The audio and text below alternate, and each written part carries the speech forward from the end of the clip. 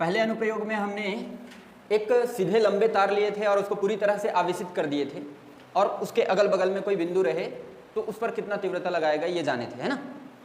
इस बार अगर क्या हो कि ऐसे जो एक चालक है, चालक पृष्ठ है, वो पूरी तरह से आवेशित रहे और इसके अगल बगल दाएं बाएं में अगर कोई बिंदु रहे, तो अगर ये पूरी तरह से आवेशित रहेगा तो ये भी अपने आसपास के बिंदुओं पर तीव्रता लगाएगा ना। उस दिन सिर्फ तार लिए थे, अब क्या ले रहे हैं, ये इसको क्या बोलेंगे, तो इसको हम बोलेंगे एक समान आवेशित अनंत। अब इसका मान लो बहुत बड़ा एरिया है तो क्या बोले देंगे इसको, अनंत समतल चादर। चादर उड़ने वाला चादर नहीं है, इस पृष्ठ को हम लोग क्या बोलेंगे, चादर बोल देंगे। ठीक है, समझ आ रही है बात। तो एक समान आवेशित अनंत समतल चादर अपने आसपास के बिंदुओं पर कितनी तीव्रता लगाएगी ये आज जानेंगे।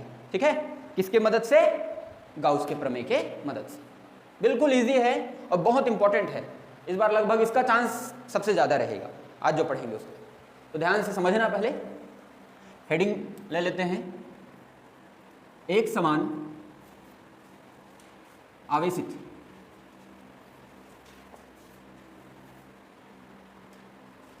अनंत समतल चादर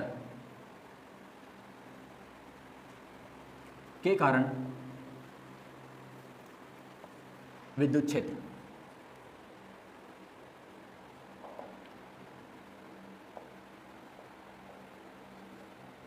समझ आ रहा है ना क्या है एक समान आवेशित अनंत समतल चादर। तो अगर कोई आवेशित चादर एक समान रूप से आवेशित रहे तो उसके आसपास के बिंदुओं पर वो कितना तीव्रता लगाएगा ये जानना है हमें। अब देखो इस हेडिंग से जो चीजें चाहिए उसको पहले मान लेंगे, है ना। तो पहले डायग्राम बना लेते हैं, क्या चाहिए हमें, एक आवेशित अनंत समतल चादर चाहिए, जैसे कि इस पृष्ठ को मैं दिखाया हूं वैसे ही। ठीक, तो वैसे ही एक पृष्ठ बना लेते हैं जिसको मान लेंगे अनंत समतल चादर। तो सपोज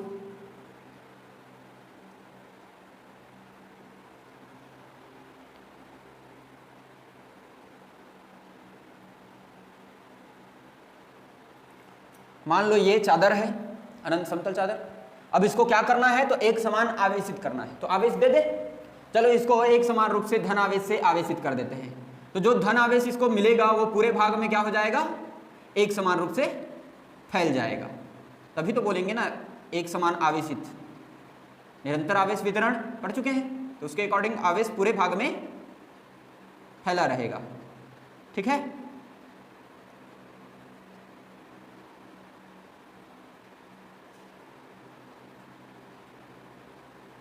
ये लो रेडी है हमारा एक समान आवेशित अनंत समतल चादर। अब इसको कुछ नाम दे देते हैं, तो सपोज इसका नाम है ए बी सी डी। ठीक, चादर तो रेडी है। अब वो बिंदु चाहिए जिस पर ये तीव्रता लगाएगा, है कि नहीं। तो हम लोग क्या करते हैं, मान लेते हैं इस चादर से r दूरी पर यहां पे ले लेते हैं एक बिंदु P, इसके दाएं तरफ कितने दूरी पर, r दूरी पर क्या ले लेते हैं, एक बिंदु P ले लेते हैं। समझ आ रहा है इतना बात, कोई डाउट थोड़ी है इतने में। इसी बिंदु P पर हमें तीव्रता ज्ञात करनी है। क्लियर, शुरुआती जानकारी समझ आ गया। अभी रफली बता रहा हूं, उसके बाद फेयर तो करेंगे इसको। ठीक है, अब बिंदु P पर तीव्रता तो ज्ञात करनी है, लेकिन किसके मदद से ज्ञात करनी है, तो गाउस के प्रमेय से। और हम जानते हैं कि गाउस का प्रमेय अगर लगाना है इसमें तो हमें एक बंद पृष्ठ चाहिए होगा बिंदु P से जुड़ा हुआ, है कि नहीं। तो अभी कहां बंद पृष्ठ दिख रहा है, कोई दिख रहा है क्या, नहीं दिख रहा है। तो बनाएंगे बंद पृष्ठ, जैसे एक समान रूप से आवेशित अनंत लंबाई के सीधे तार के लिए जब हम लोग तीव्रता ज्ञात किए तो वहां पे बनाए थे ना एक गाउसी पृष्ठ। सेम वैसे यहां भी गाउसी पृष्ठ बनाना है, लेकिन बनाए तो बनाए कैसे, तो इधर देखो ध्यान से, यहां पे गाउसी पृष्ठ कैसे बनाएंगे। हम क्या करेंगे, चादर के दाएं तरफ r दूरी पर बिंदु P है, तो हम लोग इतने ही दूरी पर चादर के बाएं तरफ एक अन्य बिंदु, कितने दूरी पर, r ही दूरी पर,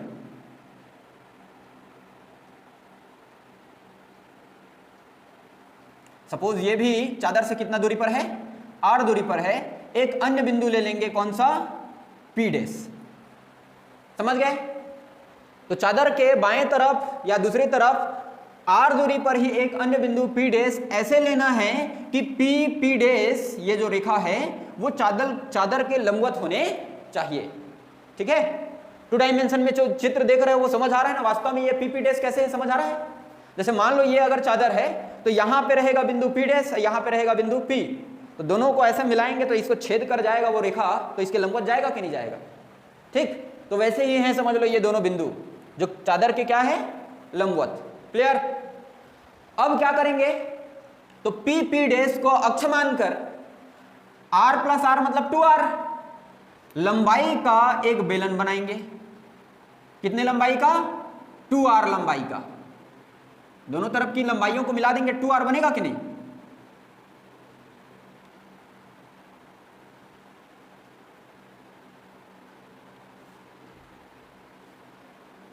ये लो,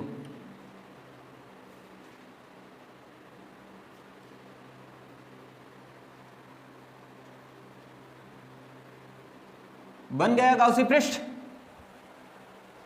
बन गया कि नहीं।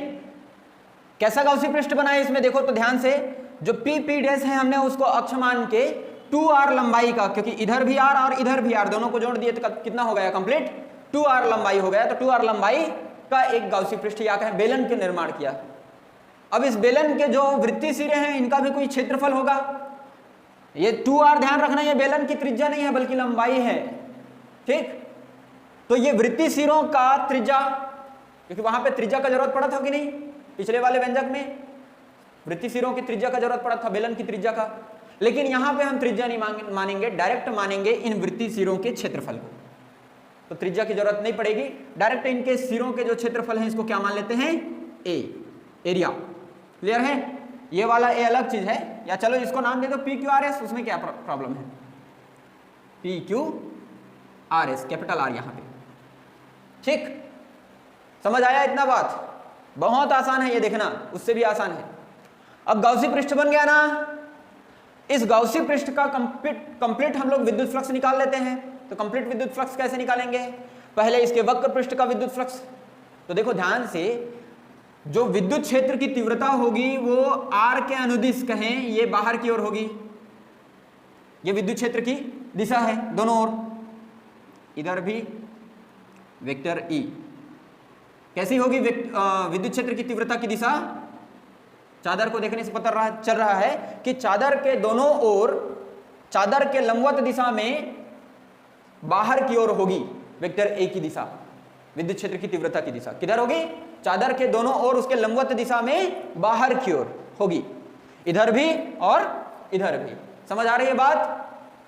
तो ऐसे में अगर हम गाउसी पृष्ठ को देखें तो गाउसी पृष्ठ का जो वक्र पृष्ठ है वो विद्युत क्षेत्र के क्या है, समांतर के लंबवत। वक्र पृष्ठ को देखो, ये विद्युत क्षेत्र है और ये वक्र पृष्ठ है कि नहीं। तो बताओ वक्र पृष्ठ जो है विद्युत क्षेत्र के क्या है, लंबवत है कि समांतर है, समांतर है, पता चल रहा है ना।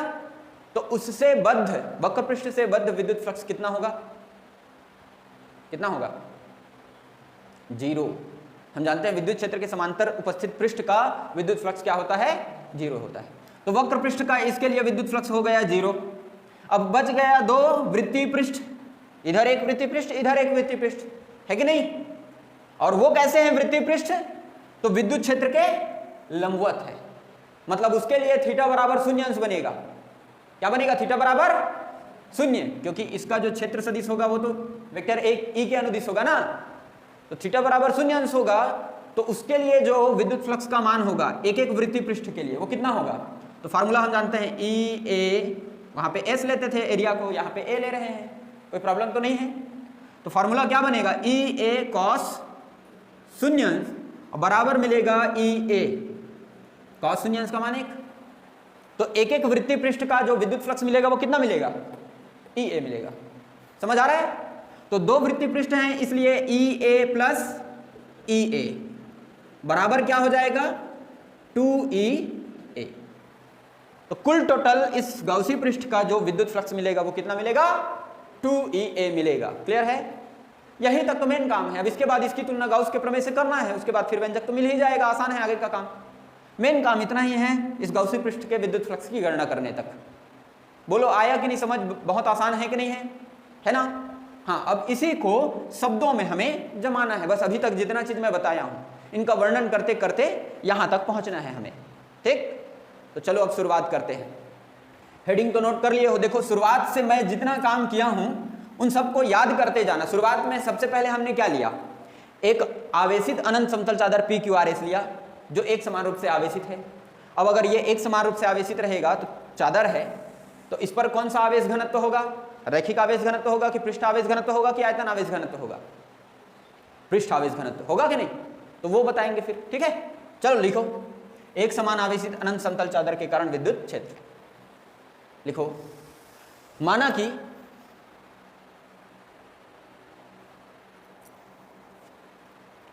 एक समान आवेशित, माना कि एक समान आवेशित अनंत समतल चादर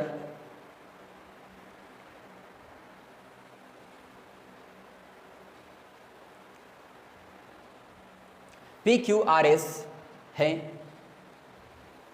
PQRS है, जिस पर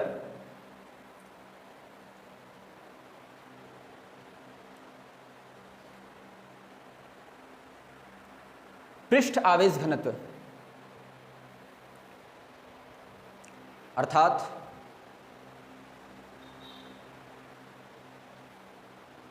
प्रति एकांक क्षेत्रफल में आवेश,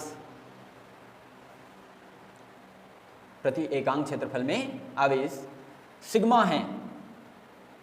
पृष्ठ आवेश घनत्व को सिग्मा मानते हैं ना, तो लिख लो सिग्मा है।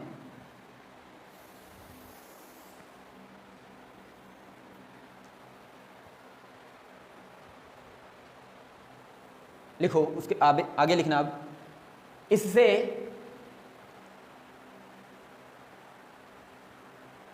लंबवत आर दूरी पर, इससे लंबवत आर दूरी पर, जो बिंदु P है वो लंबवत है कि नहीं, इसके जो आर दूरी है वो चादर के लंबवत है। तो लिखो, इससे लंबवत आर दूरी पर एक बिंदु P स्थित है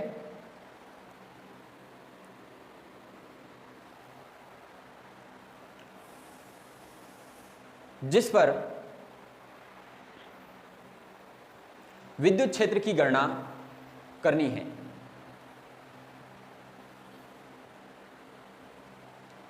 विद्युत क्षेत्र की गणना करनी है। हो गया। अब नेक्स्ट पैराग्राफ से लिखना, सममिति से, सममिति से विद्युत क्षेत्र की दिशा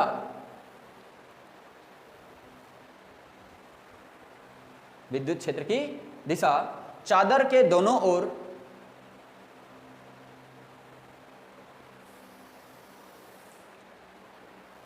लंबवत दिशा में, लंबवत दिशा में बाहर की ओर होगी। चादर के दोनों ओर लंबवत दिशा में बाहर की ओर होगी। क्लियर है? कोई डाउट थोड़ी है इतने में? दिशा समझ आया कि नहीं? विद्युत क्षेत्र की दिशा किधर होगी, तो चादर के दोनों ओर लंबवत दिशा में बाहर की ओर होगी। ठीक, अब आगे यहां तक समझ आ गया है।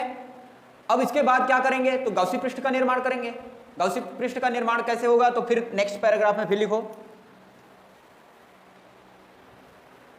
चादर के दूसरी ओर,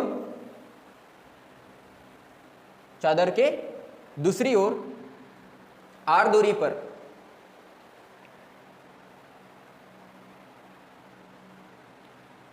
एक अन्य बिंदु P डैश, एक अन्य बिंदु P डैश इस प्रकार लेते हैं,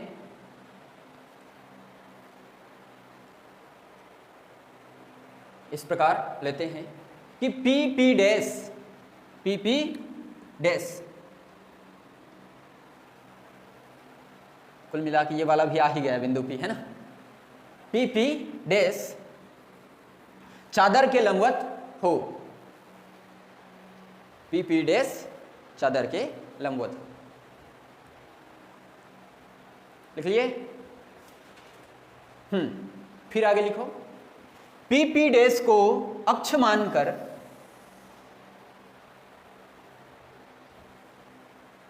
पी डैश को अक्ष मानकर 2r लंबाई, स्मॉल में r लिखना, 2r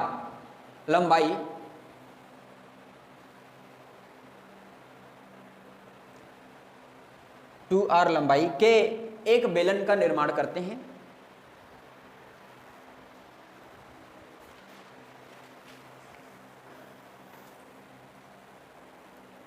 एक बेलन का निर्माण करते हैं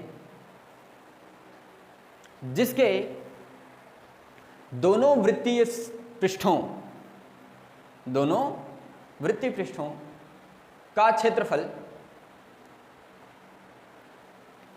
a है।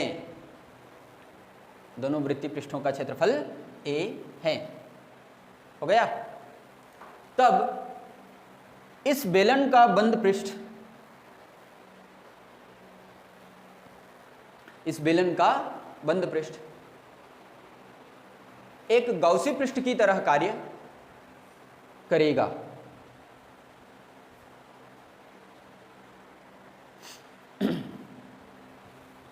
एक गाउसी पृष्ठ की तरह कार्य करेगा। हो गया। देखो, हमने गाउसी पृष्ठ का निर्माण कर लिया और उसका वर्णन कर लिया, है ना। अब बारी किसकी है? तो इस गाउसी पृष्ठ से बद्ध विद्युत फ्लक्स की गणना करने की। तो वो भी आगे एक एक करके बताएंगे। फिर नेक्स्ट पैराग्राफ में लिखो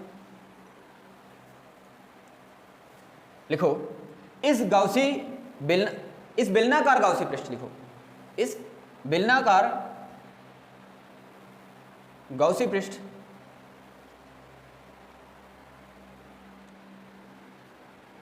अच्छा, अभी जो नेक्स्ट पैराग्राफ लिखना चालू किया ना, तो शुरुआत में उसमें चूंकि लगा देना, चूंकि का साइन।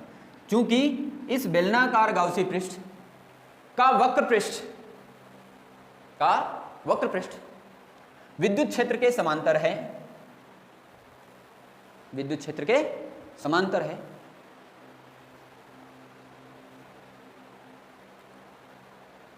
अतः इसके लिए विद्युत फ्लक्स का मान, अतः इसके लिए विद्युत फ्लक्स का मान शून्य होगा, शून्य होगा। लिख लिए? उसके नीचे ऐसे लिख लेना कोष्टक में, क्योंकि शून्य क्यों होगा? तो वक्र पृष्ठ समांतर हैं, लेकिन उसका जो क्षेत्र सदिश होगा वो तो लंबवत होगा ना विद्युत क्षेत्र के साथ। तो क्योंकि ई ए या कहें ई डी एस कॉस 90 अंश, ठीक है, बराबर क्या मिलेगा इसके लिए? वक्र पृष्ठ के लिए 90 अंश मिलेगा। तो ई डी एस कॉस 90 अंश बराबर होता है शून्य। कॉस 90 अंश जहां हो जाए तो शून्य। क्लियर? इसलिए इसके वक्र पृष्ठ का विद्युत फ्लक्स क्या हो जाएगा? शून्य। अब आगे फिर नीचे लाइन में लिखो, दोनों वृत्तीय पृष्ठ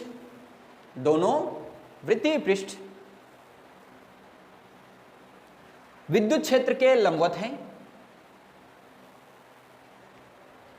विद्युत क्षेत्र के लंबवत हैं, अतः उनसे बद्ध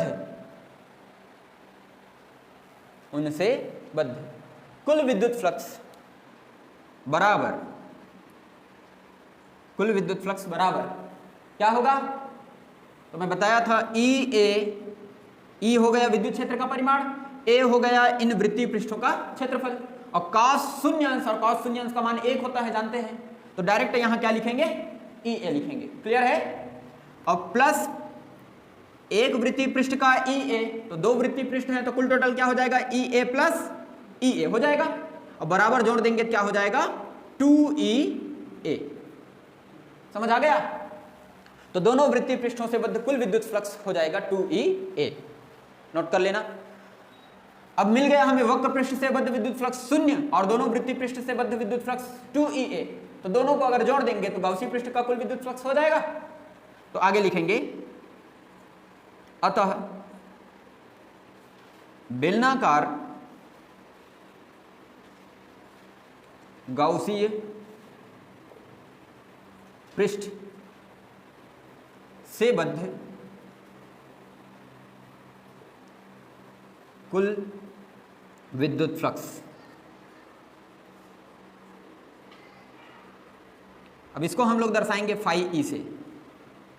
अब फाई ई बराबर क्या हो जाएगा, तो शून्य लिख देंगे वक्र पृष्ठ का विद्युत फ्लक्स, प्लस 2EA लिख देंगे किसका विद्युत फ्लक्स, तो दोनों वृत्तीय पृष्ठों का कुल विद्युत फ्लक्स। कंप्लीट जोड़ देंगे तो बराबर हो जाएगा 2EA। समझ आ गया? ये हो गया समीकरण 1। बहुत इजी है कि नहीं? ये बेलनाकार गाउसी पृष्ठ का कुल विद्युत फ्लक्स हो गया फाई ई बराबर 2EA।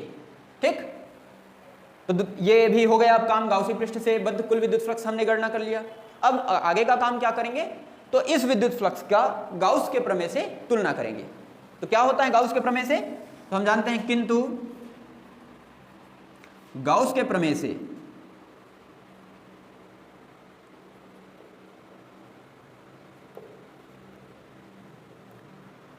Phi E is equal होता है Q अपॉन ई नॉट। इसको दे देंगे समीकरण दूसरा। फाई बराबर क्या होता है, Q अपॉन ई नॉट।